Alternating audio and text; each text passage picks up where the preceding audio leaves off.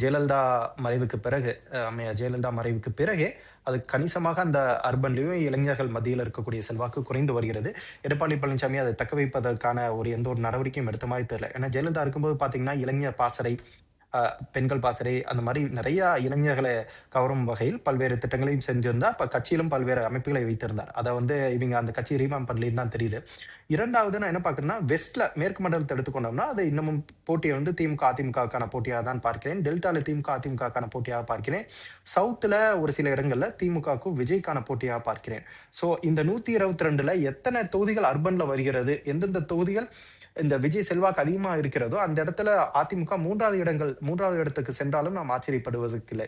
எனவே இந்த 122 தொகுதிய நம்ம எடுத்துக்கொண்டோம்னா, திமுகவுக்கு ஸ்லைட்டான எட்ஜ் ஏன் இருக்குன்னு நம்ம சொல்றோம்னா, அந்த 2ண்ட் பொசிஷனுக்கு அதிமுக, விஜய் மாறி மாறி வருவதன் காரணமாக, நேச்சுரலா அதிமுகங்கிற ஒரு கட்சிக்கு சற்று பின்னடைவா இருக்கிறது. ஏன்னா ஒரு சில தொகுதியில விஜய் திமுகவுக்கு எதிரான வாக்குகளை அதிகப்படியாக பெறும் பட்சத்தில், அது அதிமுகவுக்கு பின்னடைவாக அமையும் என்பதுதான் ஒரு ஜெனரல் அண்டர்ஸ்டாண்டிங்கா இருக்கு. அதன்படி அத நம்ம அப்படியே ஏற்றுக்கொண்டோம் என்றால், அதிமுகவுக்கு அது சற்று பின்னடைவாக பார்க்கப்படுகிறது.